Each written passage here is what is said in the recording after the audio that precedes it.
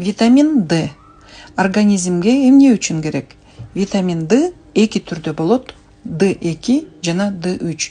Организм үчүн D витаминин эң эффективдүү формасы холекальциферол же витамин D3 болуп саналат. Витамин D3 сөөктөрдүн нормалдуу өсүшүн жана өнүгүшүн камсыздайт.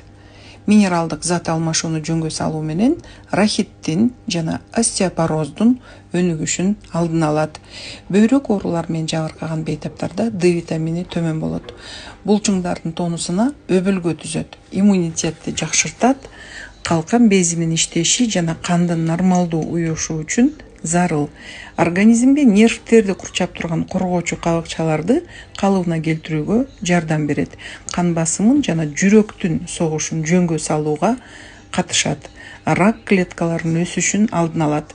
Карылык деменция жана Альцгеймер оорусу, когнитивдик функциялар, ойлоонун бузулушу, өзгөчө улгайган адамдарда, маанайдын бузулушу, депрессия, псориаз сыяктуу аутоиммундук ооруларда абдан зарыл.